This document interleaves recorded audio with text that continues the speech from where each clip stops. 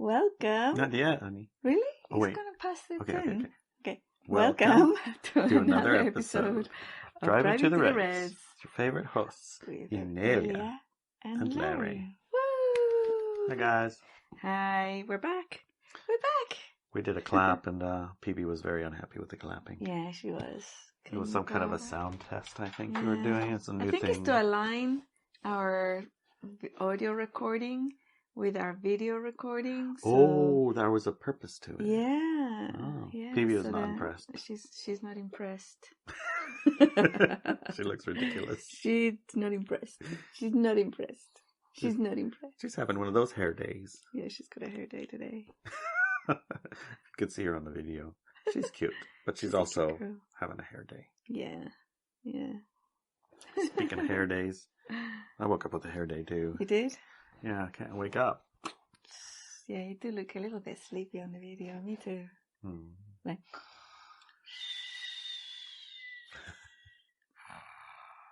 Yeah, but we're not asleep, but we're also not woke either. We're definitely not woke. Oh man, that reminds me of the Scotland Yard apology we were watching this morning. Oh yeah, the Scottish something apology. Yeah, the police chief. It's a spiff. It's a spoof. joke. Spoof. Yeah, it's a spoof. Yeah, I'll put the. I bet it's related to something that happened in the media in the UK. Probably. I bet it is because it was funny. I'll put a link in our Telegram channel. Yeah. So if you don't know where that is, Telegram. It's on Telegram. Yes. What is it even called? Talk with me now, or Inelia Benz public chat? Yeah. Probably. Yeah, the Inelia Benz public chat. Yeah, you go to the Inelia Benz channel and then you press on comment, and it asks you to join a group, and that's where you can read all the comments on the actual posts that I put in. Okay. Yeah, you can put it there. All right, I'll put it there. It's quite funny. Yeah. Anyways, we did have a topic I was interested in this morning. You were? Remember I talked about it with you last night in the truck, and we pretty much talked for an hour and a half. Yeah. On our drive to the Hill House, which only takes 10 minutes. Yes. Or 15. Yeah. What was it about? Do you remember? Oh, yes, I remember. Oh, brilliant. I don't. What did we talk about? Skipping to the end. Skipping to the end. Yeah. Yes. Yeah. Can you explain it? Sure. So people know what the context is. Well, the context is, it came up in actually a conversation I was having with Instant Manifestation Workshop. Alumni? Not alumni, it was Facilitators Hangout Group. Oh, okay. Gosh, we've really got to come up with a better name. I know. There's other groups too. The facilitators, the facilitators for the Instant Manifestations workshops at ibensacademy.com. Or at ibensacademy.com. We continue our relationship, as do the Instant Manifestation Workshop participants, which also needs another alumni. Yeah. It also needs another word. Yeah. Well, they can figure it out. You'd think they could instantly manifest I think we came up with whales. And that is what we were talking about, instant manifestation. And you said, why don't we go to the end rather than have to have the whole... Yeah, skip to the end. Yeah, that's the whole... I want the $1 trillion. Boom, right there. I got it. Right. Where's it? I want Ferrari. I got it. Skip to the end. Let's just have the Ferrari. World Peace. For everyone. It is. For everyone. Well, that's Black Magick. You can't do that. Who agrees? The violation. For everyone who agrees. Yes. Okay. Violation of free will. You can't do stuff on others that, you have to put in the whomever wants it also. Boom. There. Yeah. Done. The reason that you have to do the whomever wants it also is because one's Black Magick and one thing or other. We don't do that. Right. Why don't we do Black Magick? It seems like it'd be a lot less trouble. Just impose my will upon. And I'll be careful that my will is perfect. You go ahead and join the Light Dark Paradigm Dark Workers, and you can have that. And you can find out why you don't do that. Yeah. Well, why don't you do that? That's a good question. Because others then have the power to do it to you. Whoa, it's a two-way street. It's not just one way. Yes. So, in a sense, though, they do trick us. It's a rules of engagement. Yeah. Oh, yes. Well, It's a legitimate question. Mm-hmm. Why can't I impose my high frequency will on people who don't want it? Everyone, whether or not they want it, because I don't want low frequency and light dark people interfering with my experience. There's a good way. That's a good question. That's why we're having a split, because many light workers are tired of their choices being violated by our agreement to have a light dark paradigm on Earth. So now we're going back to our natural state, which is a high frequency state, and saying bye-bye to all those people who want to continue having a power over others game, where wills of others are imposed on people unconsciously, usually. Well, mostly, yeah. Yeah. Because oftentimes we say, well, I didn't agree to that, but in effect we did. Yeah, through fear, usually. Through unconscious methods, usually. And through manipulations, usually. Through manipulations. Manipulation is Which manipulation is part and parcel of... programs. Well, it's also part and parcel of light-dark experience. Yeah. Well, let's just say this. Manipulation, the word comes from manos, which is your hands, and manipulating something is you use your hands to do something, right?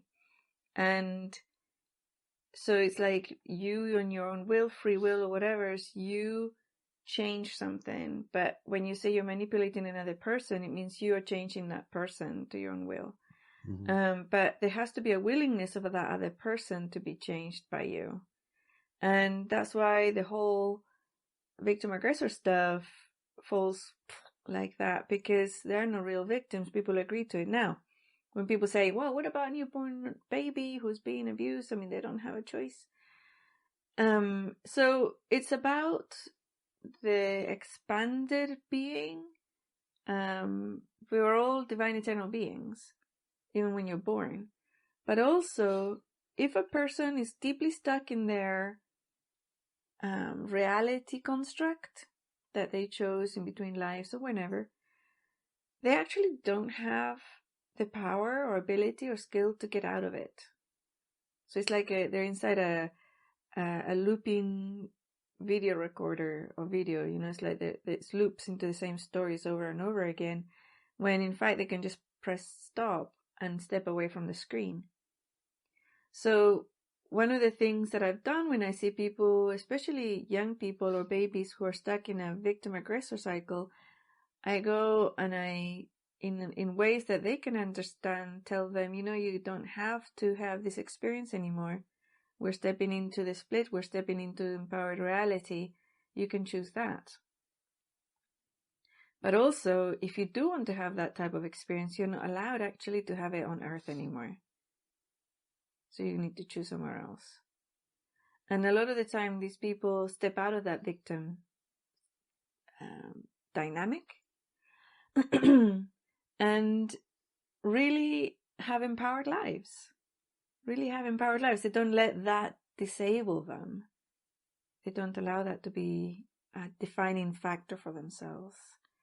I've met and I worked with many people, and personally, I came from a very, very highly abusive situation at home when I was little and as a young adult. And I never stepped into the victim part. I just didn't know any better. I thought all reality was like that. And that's part of it. It's like somebody steps up and says, hey, that's not how things are supposed to function here. That you can't have something else. You go, oh, really? Oh, I thought this is Earth. I thought all Earth functioned this way. I thought this is the reality we stepped into. No, you can have this other thing instead. Ooh, yes, I'll have some of that, please. Right? So that was my personal experience. And it's about how did other people's will impose on mine, because lack of street smarts, right? I didn't know there was anything different. I didn't know there was other choices. So they were able to impose their aggression and victimhood on me.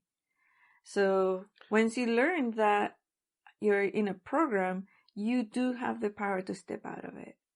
But there's many people who don't know they're in a program of those parameters.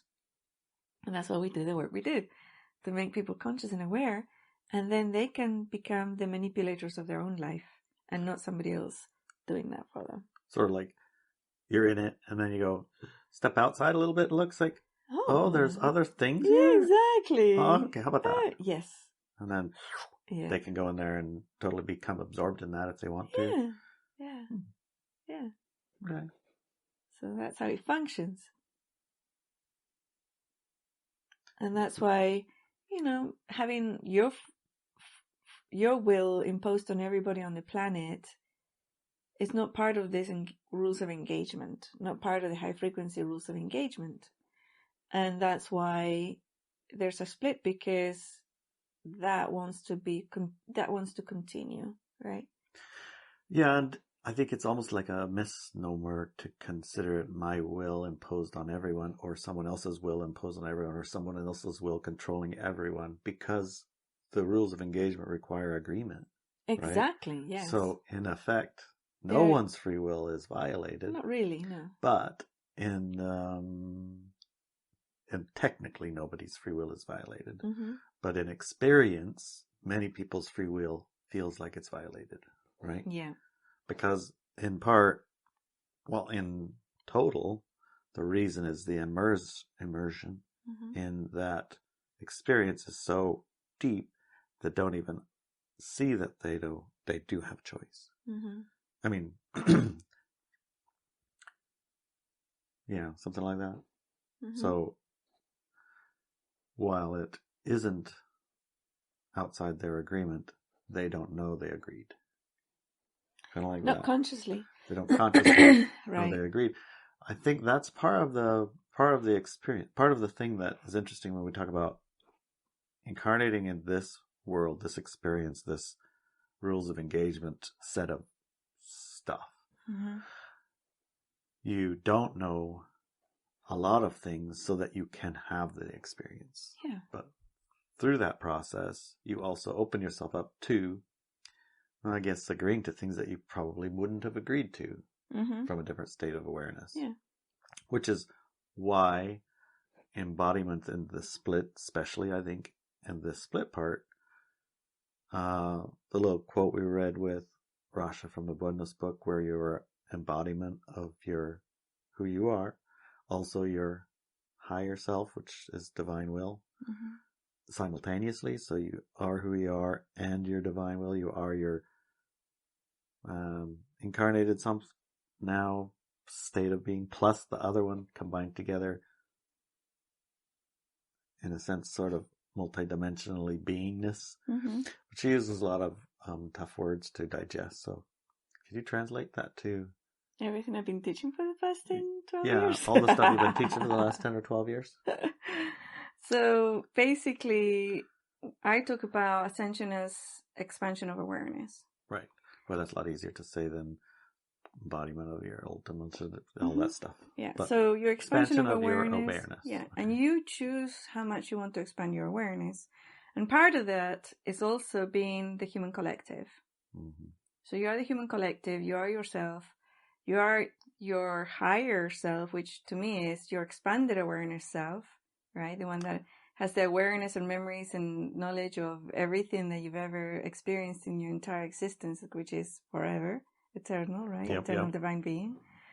And so you can choose where you are, but at no time do you lose who you are now, right? And you don't, but sometimes you have the perception of who you were in previous lifetimes, for example, or who you are at expanded awareness, many timelines, for example. So it's different levels of you being yourself, and it's your choice what level of awareness you can go to, and it's your agreement. But also, we have placed as a like the board that we're playing on, the three-dimensional physical world. And I don't mean three-dimensional as lower dimensions and the fifth dimension, 10th. No, I'm talking about physicality. Like, this is an object, a three-dimensional object. This is what I mean by 3D world, okay? Okay. And you can, when you step into having an experience in this world, you stepped into an agreement with your physical body elemental, to become a one joint venture, as it were. Yeah. And when you do that, you have to abide by the rules of engagements that we have here. Otherwise, these glasses won't stay here. No, they kind of vanish into everythingness, and they disappear. You know. I was like, where did my glasses go? What are glasses? And ding! Why do I even have glasses? Actually, I don't need glasses. There you go. So the journey going right to the end, that's when things get complicated, because it's almost like when people really enjoy a game, right? Mm-hmm. They really enjoy a game, and they get the cheat codes for the game. Oh my god! Right? Yeah. What happens to that game? I played this snowboarding game, and it was the best game ever. And I was getting all these rewards for going fast, rewards for doing a spin, rewards for doing the whole thing and not falling down. And it's just like I kept on getting more of these little perks, and then I get a better snowboard. Then I go again, I go faster, and I get another ding-a-ling-ling. Yeah. And every time I got a fast, I got to go ding-a-ling-a-ling. And I've been raised in school, so when I hear ding-a-ling-a-ling, it's like, oh, break time. So it connects to my reward center, and I go like, oh, I love this game. And then I was on a bulletin board or something, and somebody said, hey, I found a cheat code for SSX Tricky. It's for the game developers when they were making the game. They wanted to, try out all the places and look for the bugs and all that. Yeah. But if you put in this code, you get everything. You never die, and you have everything, and anything and everything is open to you. Yeah. You don't have to reach anything. Yeah. And that was fun for about maybe 15, 20 minutes. And then it was ruined. Over. The entire game was ruined because I could no longer even go back to I have to earn something. Yeah. Because even that wasn't it didn't have its reward anymore because you had everything already. I skipped to the end and had everything. I almost had everything already, but the skipping to the end basically destroyed the experience. Yeah. Because it's not as fun to, start off with a newbie and then learn how to go down the bunny hill and do a good time and then get another board. Just the whole journey lost its appeal. Exactly. Actually. Yeah. I'm not sure why, but it did. Yeah. And it tells you something. What does it tell you? It tells me a few things. It's like the reason that we have amnesia is so that we can do this game that we want to enjoy multiple times and have it mean something. Yeah. Mean enough to actually engage ourselves into it. Right, engaging. Yeah, engaging into it. And it reminds me also of a situation yesterday when we were talking about Daniela and her family coming up on their RV. And you said, why don't they just take the car and use our RV when they get here? So that they skip to the end, right? Yeah. And I kept saying, save all that gas, save all that time, save all that effort and cleaning and hooking up and truck and gas and gas. Yeah.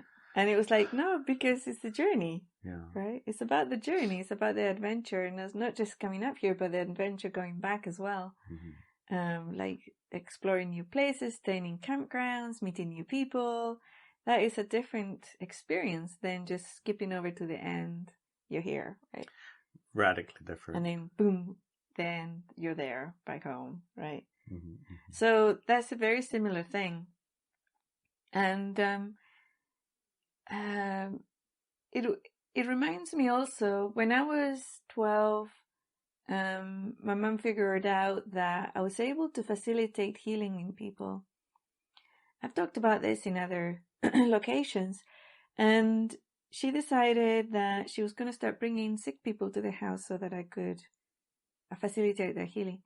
And I remember I figured it out eventually and I put a stop to it. Mm-hmm. But I remember 2 or 3 times that people came and it was really easy. I was like, I would see these.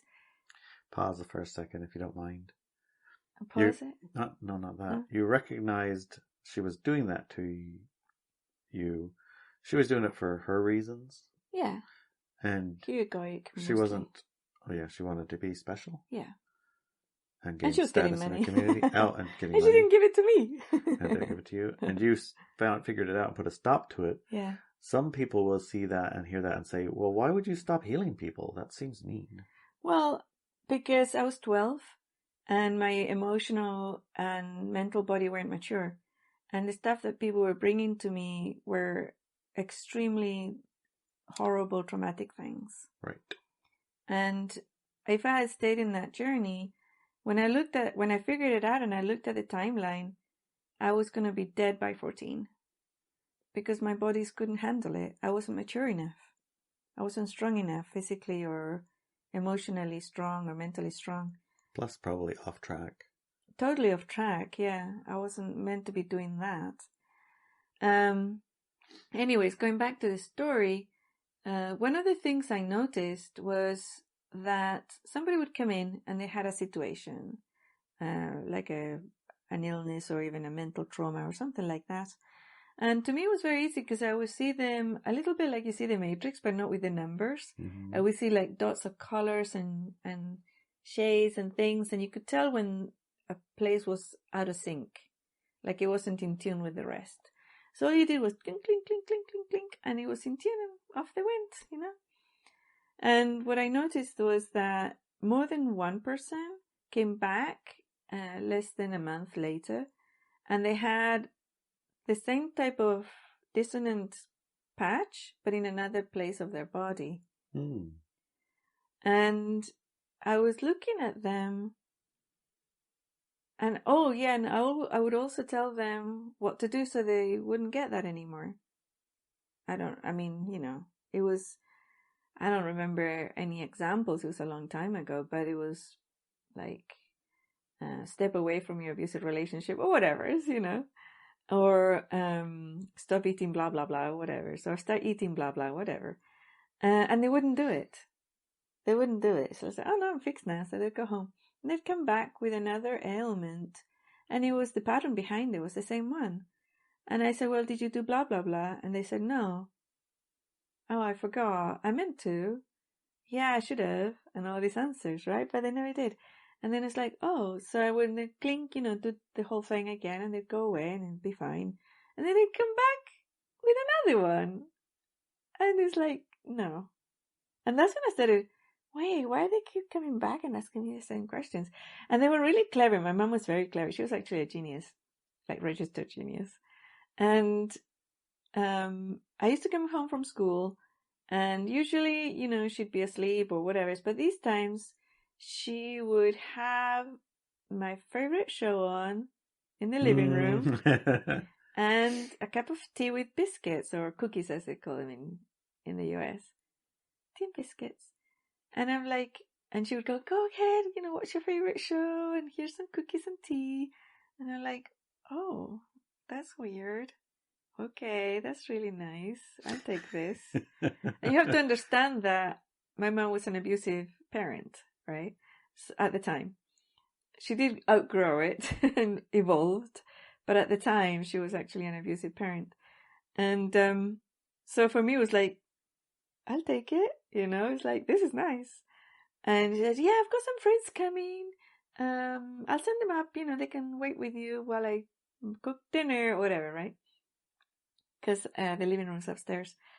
So I'm like, okay, I'll sit down, start watching my shows and eating my cookies, and then suddenly there'll be a person sitting next to me, and I'd look at them and say, hello, it's a nice show, yeah. And then they start having this conversation and telling me all their woes and... Right in the middle of your show, too. Yeah, and I was 12. I mean, this is a little kid, right? So a little kid being told about torture and rape and, abuse, or the nasty things of their illness, what happens to them, and impotence. And I didn't even know that men got erections. Why would I know about impotence, So that was not good. Mm-hmm. That's what I'm talking about. It was nasty, nitty-gritty stuff. But also the energetic hit on my physical body took its toll. I started getting unwell, right? So that was the dynamics of it. And for me, it was like the reach to the end was wrong. right? It's the reach to the end was not what it was about. Since after that, I told my mom, don't ever Skip bring to the anybody. end. Skip to the end, yeah. Skip to the end. It's like Yeah. you're healed. Yeah. Did not work. And then I told my mom, listen, do not bring me anybody else. You're not allowed, and this and this and the other. And then we had a dynamic there of, trying to push her will on top on me, and it didn't work. Years later, there were other individuals and situations where the reaching the end was me, a choreography of an orchestration and a choreography of me arriving in the same place as they were, right? So that was the end of their journey. And the end of their journey wasn't meant to be death, right? So that was a different journey to go like that, you're at the end, right? And from those people, because I met quite a few people in our events, and I would know, and I would be pre-warned about them. So I would see their visuals, and when this person comes in, this is what's going to happen, facilitate a healing. Great, no problem, right? But that's it was like human collective level orchestration. Yes, human collective level orchestration. That was the end of their journey of that particular experience. And when it happened a few times, they would go, oh, because they would know what happened, right? And I would go, why? Because I didn't want my events to turn into a healing session. That wasn't my journey. Did I have the skill? Sure. And when a person was ready to reach that end of their healing journey, I was there. And the orchestration by the High Frequency Human Collective had done it. And it still happens randomly. Sometimes I remember when I was in the metro, a total stranger. And I went in and it was like, oh, that person's at the end of their healing journey. So I went and sat next to them. And it's like when you sit next to them in the metro over there, it's like this, you're squished in.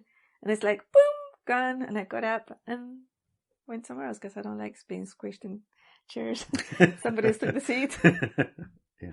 But even then, it was weird because the metro was full and there was a seat next to this person. Yeah, that's serious orchestration. Yeah, right? And as soon as it got done and I got up and left, somebody else immediately sat there. Right. And I was like, okay, we're done. So it's like the end of the orchestration. If you have skills that can be required of you or asked, I was never forced. Once I became aware and conscious of it. So the end part becomes unsatisfactory for the game that you came here to have. Of course you can do it. And there's millions and billions of experiences in the multiverse where you can have that. And people often talk about like the planes of existence, out of the body experiences where they go to realities that feel as solid as this one, but they go like this and they have a mansion, they go like this and they have world peace, they go like this and they have 10,000 friends, it's like that. It's kind of like also if you go like this and now you're in that mansion, that one that you always dreamed of. Well, in the morning you go like this, get a different one and a different one and a different one, and pretty soon guess what, mansions are like, that's not even interesting. That's not interesting anymore. What else can I Have? How many waterfall showers do I really need? Ooh, waterfall shower. One. Did he appear? Someone please come over to our house and build us a waterfall shower for us, please. I love those. Okay. We can put that on our instant manifestation list. Yeah. And that will include something called Believable Story. Yeah. And that will include the orchestrations that come about bringing it to be. Because even when I said that, can somebody please come over and build us a waterfall shower at our house? Immediately there was a story around it, like somebody volunteering, coming to meet us, becoming our friends. I even knew of a guy I know, can a make guy that kind who of thing. sings, yeah. And So I have a collection source of rainwater that I can use for powering that shower, because yeah, it'll be rainwater shower yeah, powered. Rainwater yes. shower power. Oh, rainwater shower powered. Yeah. Yeah. And there's some filter Some systems so we filters. don't get Yeah. bugs. Well, there will be living Or, water, honey. well, not necessarily because we get chemtrails, so there'll be a lot of heavy metals. It's all right. I'll let the metals go to the bottom. Okay. We'll figure it out. Don't you worry about that. So here's the story. Start developing immediately. Now we're the enjoying and thinking about it. We're enjoying the plot and the joy of actually meeting this person or people. There'd be interesting people to meet, right? Who have an interest in that kind of an idea and know how to do this and are interested in doing it and sharing the time and the meals. Yeah. Because I enjoy feeding and they would enjoy building, and I'm not so much in the heavy lifting building. Right. Like I love that, but I do like the watching people do it while you cook. My favorite TV show is I look out the window and watch people working. Then bring them food. Yeah. And enjoy their faces and go, Yeah. So you could see as we, explore this whole idea thing that the skip it to the end part, while it might give us a little bit of instant gratification, probably, I think that more likely there will be, okay, not exactly, this is too short, go higher, no, needs more water, and that's too much water, needs colder water. It's like, so the attention is on the detail and the specific, and there is none of the connection with the human collective and the reason you're here. Only skipping to the end of the thing that I wanted. Right. Which eliminates one, if not the main purpose for being here, is connection. Connection, yeah. Right. And so then we're just like, okay, well, how about if it's not a thing? How about if it's a connection? I want to skip to the end and have the perfect connection with a perfect being in all which ways. How about that? Well, you got that, but... What do you mean? Me.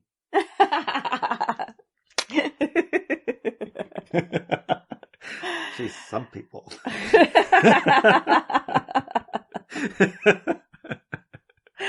Oh my goodness. But our journeys to get to that connection was pretty long.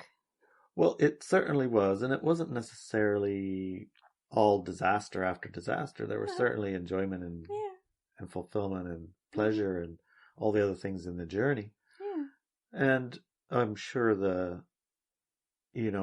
one of the things that I saw when I was young was you, but I guess I couldn't get there.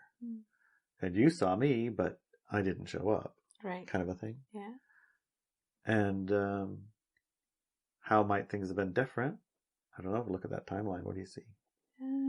Lots of kids. Lots of kids. So about 12 of them. Lots of life of kids. We had about 12 children in that timeline.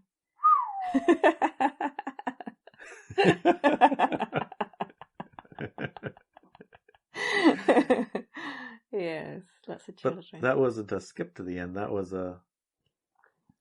there's multiple ways to get here, and that was one of the ways. Yes.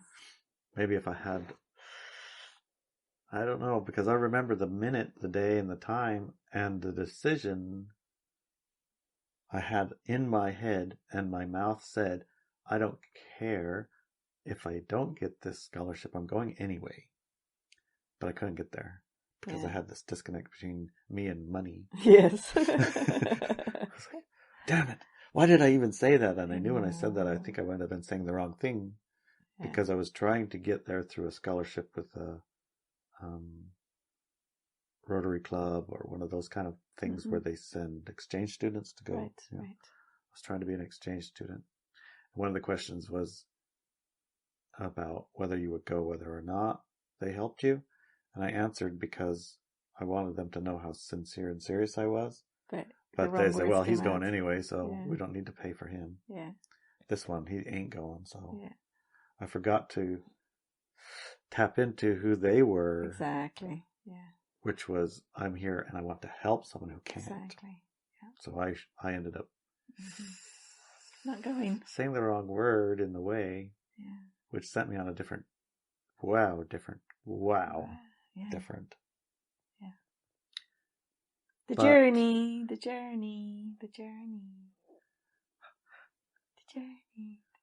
a journey. It's fun. So when we do learn to be street smart about what we're creating, we take into consideration the journey, right? For ourselves and others, our co-creators. And when we do make a decision, and there's tools and things we use, when we do make that decision, then we start perceiving everything that has stopped us from achieving that goal or that thing. And that's what we train in the Instant Manifestation Workshop. It's all about, rather than passively going on like somebody else's journey, trying to figure out what we want and then seeing what they offer us or the human collective offer us or whatever through our own programming, we perceive the programming and go, wait, this programming that I'm carrying is not conducive to what I want. So I'm going to tweak it, remove it, or change it, and then I'll get what I want, right? And so my question really, at this point, what becomes curious to me, is why do people want stuff? Why do people want experience? Can you tell me? What do they want to skip to the end, or what do they want the experience to get to there? Either. Either one? Yeah. Well, again, there's the forgetting the divine, eternal everything, the all of everything, the oneness, and all of those things, all of that state of completion is separated, because we're in separation. Mm-hmm. From separation, there's a draw back to complete. To get to complete goes through experience. Experience draws bigger something, which is the understood path to connection again. So from separation, you want connection. If you're all connection, then apparently what you want to do is go experience separation. Right? I think that might be a tendency to want what you don't have. Yeah. So those are the things that come. Yeah. And in the sense that it's a harmless experience, harmless in that, do you want to go see what you don't have? Okay. From that level of engagement, it's interesting. Let's go see that. And then from the engagement of in it, it's like, yeah, that's spicy, I guess. I think I had enough spicy. I think I would rather get back to connection from separation. And so it's like this back, and it's a sort of like a wave, in a way, back together, in a way, back together. Kind of feels like the path of coming closer, going away, coming closer, going away. So it feels like the manifestation of a wave in a sense. That's why I think that is. Some states of the wave, you want more separation. Some states of the wave, you want less separation. Some states of the wave, you're at ultimate separation. And other states of the wave, you're at ultimate connection. Which reminds me. Okay. We have a class about that called the Illusion of Separation. Or it's the Lightworker's Guide to the Illusion of Separation. Which is renamed because I think our name was poorly chosen. Yeah, we chose a poor name before. We called it How the Illusion of Separation is Used to Exploit You. Yeah, that's kind of And people didn't like that because we were being metagamed. Yeah, they were like, I'm not getting exploited. Who are you imposing your exploitation upon me? How dare you? How dare you? How dare you? That's not me. No. So we changed the name because actually the information in it is very, very, very useful for everybody. And not just for yourself, but also in the way you treat others. So make sure that you're making sure that you're not exploiting them. So, yeah, go for it. The illusion of separation. So, I see that. So, yeah, like zooming that's back in, why? For the reward. The reward of the thing. Mm-hmm. The ding, ding, ding, The ding, ding, ding, the You got a new pleasure, phone. your You got a emotion new body board. gets a yappy, whatever it might be. Yeah. And in order for it to get its pleasure, bling, bling, it's happy, it needs to have the other that's no longer there. Sometimes that, or the continuation of or the XYZ. All of the things that are in all of the things that we've come to experience played out, So I want to experience in this life power and explore power and how power is, what is power in this realm. So let's have many experiences of power. Powerless, powerful, giving power, taking power, all the power stuff. Yeah. And maybe one life's enough, maybe 16, maybe 60. And then power over others. Power of ability to do. Some of these are themes, right? And high frequency power use, low frequency power use. Yeah. And the themes are in alignment with the human collective in this space also wanting that. Let's have an experience of power, for example. Let's have an experience of power giving it away. Let's have an experience of XYZ. And so why do we want to get our trailer and drag it all the way up here and have the experience of the journey instead of just get there? Because we don't want to skip to the end. We want the journey, the connection with others, all the of connection with Gaia, all of that, different locations, and what you can explore in the different locations and connect in different locations. And how it matches our theme of experience for this world and this time and this place, and connecting with each other as a family, and mostly nobody came here because they didn't want to be here. Exactly. Now that's really good to remember. Yes. Right? You didn't get here on Earth and get born and everything because you didn't want to be here. So for people who say, I'm done and I want to leave and blah, blah, blah, I'm never coming back. Remember that. That's just this empowerment program that's been propagated on Earth. So that you leave and the light of the planet diminishes. Right? Yeah. Which I don't think that's why you came. No, you to diminish the light. You didn't come here to diminish the light. No. You came here to shine your light and make it lighter. So. Right. Now your street smarts might have got, tampered with. Yes. On your time Definitely. you're here, which is what brings you to that I'm out of here and I don't want to be here ever again. Yeah. But if you educate your street smarties, then you will pull yourself into where you were here more ably. Yes. Yeah. And it's a little easier to be light shiny when you're able. Yes. It's definitely harder when you're beat up and smashed and can't eat. Survival is like turned on to 9. Yeah, that's harder.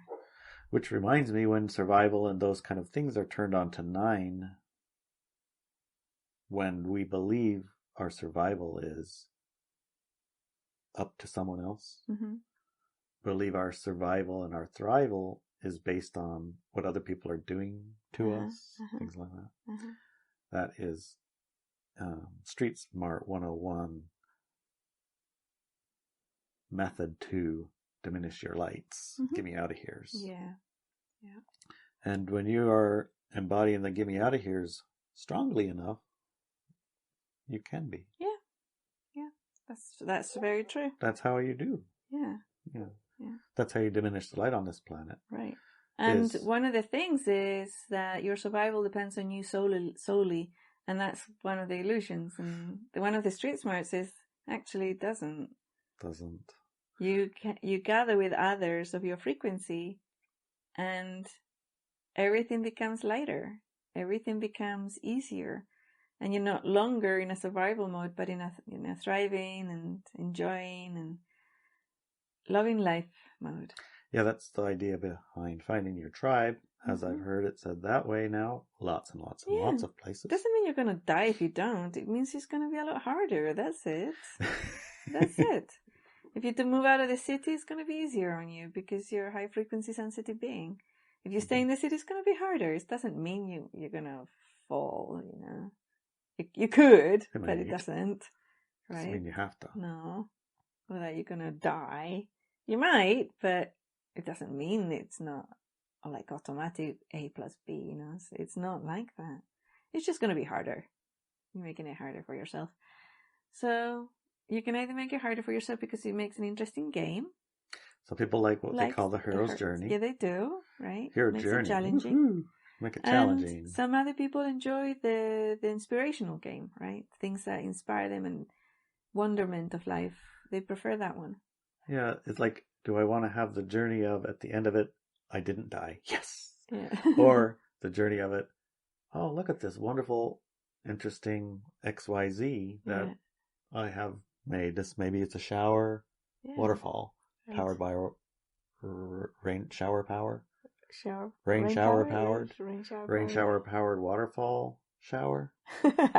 And 16 lunches and 32 breakfasts and 1,000 and I didn't die. Conversations. And I didn't die. And I still didn't die. And I still didn't die. See, that's kind of the gist. That's kind of the gist of it. It's like, what's the middle part? Yeah. Duck. Or, hey, I'm here. Come on. Drive. Let's hang out. Yeah. Interesting day today. So skipping to the end in relationships, skipping to the end in embodiment of things and that. There's one skipping to the end, which is, I think, in alignment with the orchestrations on the planet, which is skipping to the end of embody the new paradigm. Mm-hmm. Yeah. That one you can do without ill effect. Right. That one you can do without destroying or ruining or harming your journey. Your journey, your game. All you're doing is bringing your journey in alignment to what you chose. To what you actually chose to be here to do. Exactly, yeah. So that's a acceptable skip to the end. Yeah, putting into context, there are things that you can, yes, and it won't ruin your game. It actually enhances your game a lot. It enhances your game a lot. It enhances it a lot. I think that's one of the top ones. Embodying the new paradigm, being that now. Mm-hmm. Can you tell us how to do that? How do you embody a new paradigm? Like that. Yeah. What does it mean? That means skip to the end. Yeah, but what does it mean to embody the new paradigm? Well, one of the main things that it means is what you don't do. Some of the don't do's, what you don't do is indulge in low frequency engagements. Mm-hmm. That's an example. Uh-huh. And when you have invitations to engage in low frequency, you don't. Right. You just don't. Right. Can you give an example so people can get clear on what that means? Oh, using English words? Yeah. So, walking down the street and let's say a level 1 low frequency engagement occurs. Uh-huh. Somebody throws a plastic garbage out their window and then stops. And then they keep throwing their plastic garbage out the window, right in front of a garbage can. Uh-huh. Righteousness comes in. Yeah, righteousness comes in because plastic, that's not nature. Right. So, well, it's kind of ugly too. Oh, and it's ugly. Yeah. I mean, the guy who made the plastic don't think that. He thinks that is the best looking plastic he ever made. Yeah. And the factory that's making it thinks it's the best, highest quality plastic ever. But, we're talking about something else. Yeah. We're level 1 engagement. Somebody's throwing shit out the window. And we're going to go tell them what for. Level 1 engagement. Yeah, so this is an invitation to engage. There's an invitation to engage.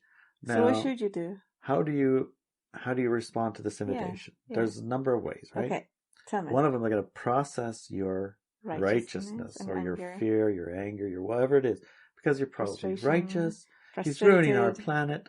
You're probably frustrated because it's like, there's a can right there. Uh-huh. You're probably upset because of XYZ. I mean, you want to have a clean, pristine environment. Well, you want one that doesn't have plastic on the ground. Yeah. Because it's already cement right here. Yeah. But we like clean cement. Right. And, anyway. focus back a little bit. Yes. So this person's behavior has pissed me off. And you're going to process these things. You're going to process it, which means go to ineliabenz.com. Look on the tab that says fear processing exercise. Replace the word fear for any of the other words that we were just talking about. Mm-hmm. Righteous, anger, whatever. Mm-hmm. Allow that. Do the process. It's easy to learn. That energy to spend itself. And then at the end of that, which takes, a various amount of time, depends on you and the situation, how charged you are. And how much practice you've had. And how much practice you have. And if you'd have to go to the website and stop and go to the website, look it up again, or whether you could just do this, or you could just embody the beingness of it. Yeah. Anyway, at the end of it, then you're going to respond in some way. Mm-hmm. Now, when I would respond in this way to this engagement after having processed, there's a couple of things that can happen. There's a new invitation. It's my invitation to engage in a high frequency way. Right. Instead of... So what would you do? Well, having processed it. Yeah. There's a variety of things I might do. If he's a dark worker and a demon, I'm just going to turn around and go the other way. Mm-hmm.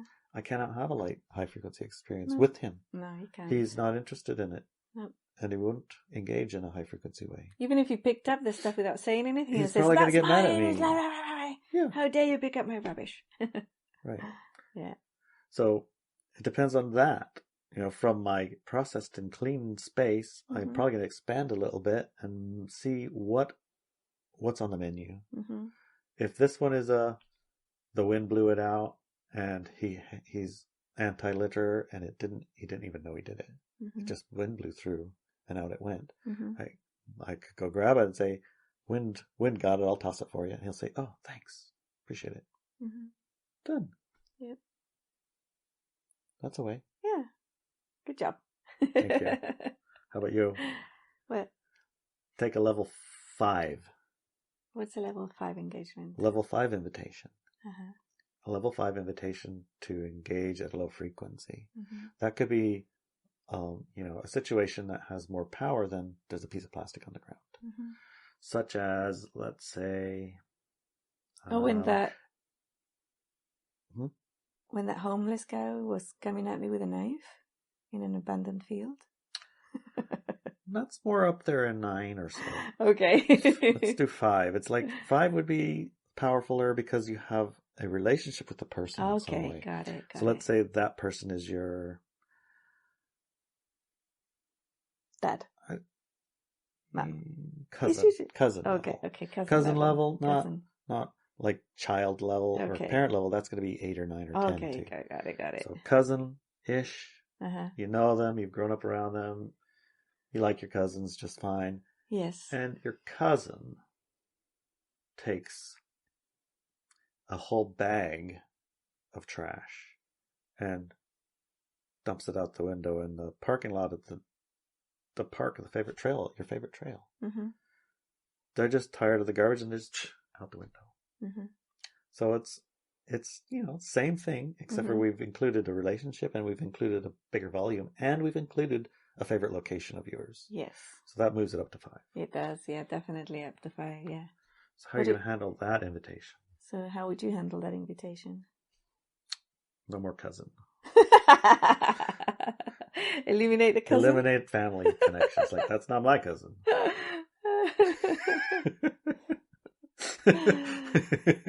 Oh my goodness.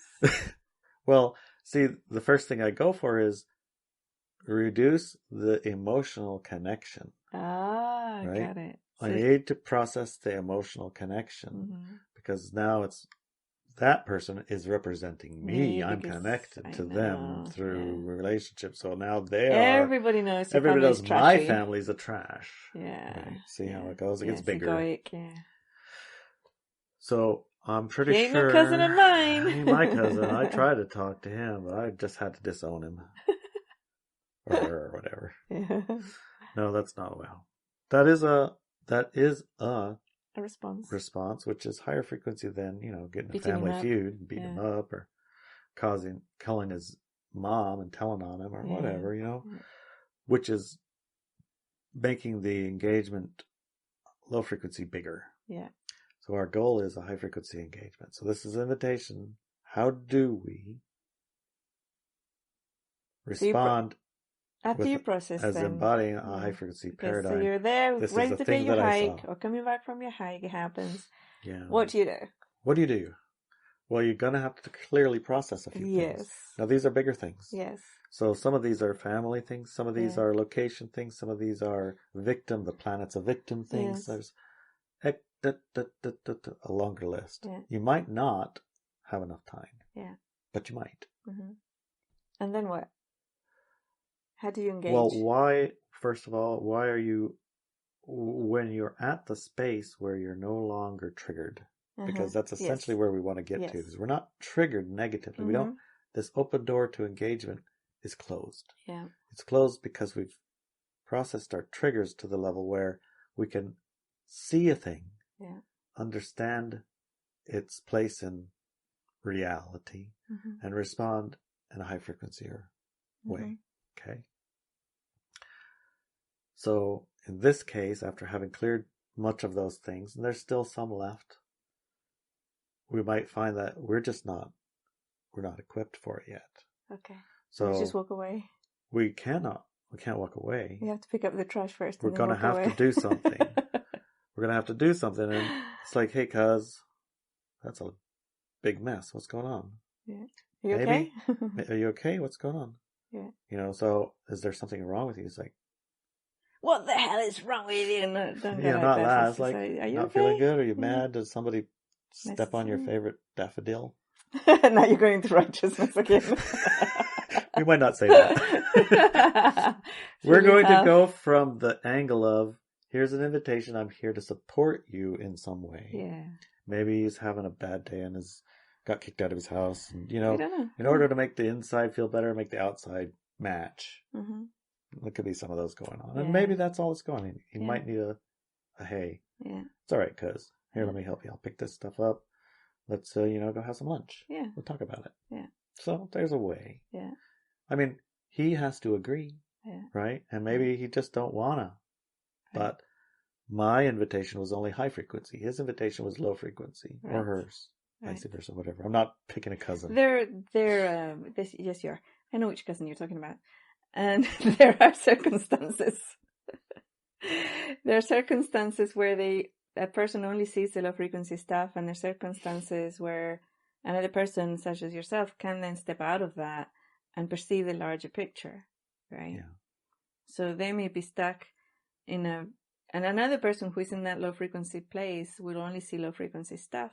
And then you might go over and says, hey, cuz, are you okay? What's going on? It's like this, what happened? And you go, there's a freaking spider! I can't, and you just keep throwing stuff out of the car. There's a spider and I'm stuck and I can't get out. You have to help me. Yeah. You go, oh, yeah, totally not what I expected. Totally did not read that right. Yeah. Right. See? So they're reading that right part. But it could be like, what the F, just get out of my face, it's like, I can do what I want. This is my trail too, Then what do you do? Right? Well, again, we are a body in the high frequency. Yeah. Our invitation is high frequency. Yeah. So what if all that's on the table here are low frequency choices, then you walk away. Yeah. There isn't really any other alternative. You're not going to impose high frequency on someone who's like that. Yeah. Wants that. Yeah. So when we processed our, like the planet needs clean ground or something. When we process that a little bit, and this litter looks bad to mine eyes, but to my dog it looks great. The dogs and the crows. Thinks it's great. The crows like feed, the seagulls. Jeez, yeah. And the worms and the dirt and everything else is like, what? The leaves? Oh, that's not leaves. What the hell difference does that make? And then the glacier 10,000 years ago that made it bare rocks. It's like, don't worry about that too much. Yeah. It should be fine. Yeah. I'm not hooked in, right? So that's righteousness. Right. So that's when you walk away. But yeah, if all that's up for offer is a low frequency engagements, then there's nowhere there for me to go. I guess that's all you can do. Yeah. Can you think of anything else? when a person is doing something really negative like that, and then you step in and they go for you, you're obviously the wrong target there for their anger. But if you care about the person, then what I would do is say, I can see that it looks like you're super upset right now. Come on, let's go for a walk and let's walk it off. You open the door, you help them out, then you walk, and then eventually they'll go like this, and then, oh yeah, sorry about that, So yeah, I know it's not like you, so, even though it's like him. Because, sometimes you do that, and sometimes you don't. Sometimes you just walk away. And I find that sometimes I will do one, and sometimes I will do the other, depending on the situation that follows. Right? So if I perceive... check timelines-ish. Yeah. I check the timelines. And if I perceive that if this person stays in a state, they're going to drive this down the street super angry and run a little kid over, then I will do the second. I'll do my best to get them out of that state. Because I'm there for a reason. I'm not just there randomly. But if I see that it didn't really matter and it's just the way they are and every day they do it and it's like nothing bad's going to happen, I just walk away. It doesn't matter. Right? It's like, I'm not going to engage. It's like skipping to the ends. Yeah. It's not going to change. Nothing. So, yeah. And then sometimes actually, I found people behaving in very abusive ways over and over and over because nobody brings them up to tell them you're being abusive. And if you say you're being abusive, they continue. So if you act very upset and cry and tell them they insulted you, suddenly they step back and they hear it because they're in a low frequency way. Right? You talk to them in that frequency and they finally hear you and go, oh my God, I didn't realize it. I don't want to be around upsetting people. Well, you did upset me. Woo-hoo-hoo-hoo. And it's like they hear it. And it's like, and then when it's over, it's like, oh my God, that was boring. And then you walk away. So it's like, each situation is very different, right? Right. I think that's a conversation we need to put into the second hour too, which is moving it up to levels 7, 8, 9, 10. How to handle those type of invitations. Yeah. And the shifting your response to a way that can communicate. Connect. Yeah. And can communicate and connect. Because all of those are connection. Right? Do you want to connect? Do you don't want to connect? If this is a matter, and if your timeline says, oh my God, this guy's going to continue abusing his son for the next 20 years, or me for the next 20 years. I don't want it, right? So I'm going to tell him, because obviously he doesn't know. He's not a bad person. Well, one of the reasons you have Walk With Me Now, one of the reasons you have Talk With Me, one of the reasons you have your classes. And this podcast. Is to street smart. Yes, to give the street smarts, yeah. But one of the things that can happen is that you get and hear, you only hear the little bit that, I guess, affirms and fits into the program that you're packing. Yeah. So what you might have just heard is that it's okay to start crying and bawling and creating a big scene. That'll change people, make them better. Yeah. And that is not what I just said. What she just said. Which is why that's the kind of thing that we, explore in our second hour, because you have the tools to understand it and hear it. Yes. And not use it to prolong the light dark game. Yeah. I'm not saying that if you don't have a second hour, you can't hear that. What I'm saying is that it's more likely that you're going to hear something that just prolongs whatever reality, the reality stuff. Yeah. So spend some time on yourself. Get yourself street smart, because if you heard that, then you need... if you heard that it's okay to engage and have drama in your life... in order to fix people? Yeah, that's not what I said. Yeah. But it is what she said. Yeah, in a way. Yeah. But you don't engage in it. You don't feed it. That's the difference, right? That's the difference, is that you're not feeding it. You're not feeding the beast. You're not feeding that low engagement. You have a very specific goal. And if you don't achieve that goal, what do? Right? You clean up your tears as well. I tried that. That didn't work. Stop that. Yeah. That didn't work. All right. let's move on. Do you want some tea? And I have been in those situations too. Yeah. Oh man. Oh well. So yeah, we can run up the scale in second hour. Yeah, I think so, because I mean, before we finish, another example was, for example, when I went with one of my previous husbands, I would come in. Most days I would come in and I would say, "Hey, how's your day?" And this person would go into a whole dramatic defense, right? You're always saying, blah, blah, what do you mean? You know, I did my job, blah, blah, blah, come on, blah, blah, blah, being interrogated, blah, blah, and like, ooh, you know, something's going on there, right? But because being with a spouse, usually you're very vulnerable, so you get triggered a lot faster by a spouse than anybody else. Level 7, 8, 9s, 10s. So I would go into the same thing, you know, it's like, what do you mean? I'm just trying to be blah, blah, blah, blah, blah, blah, blah, right? Yeah. And then one day I thought, well, that's not working. So I got in and, how's your day? You know, whatever. So I'm like, what? I'm sorry that I've just upset you. What did I say?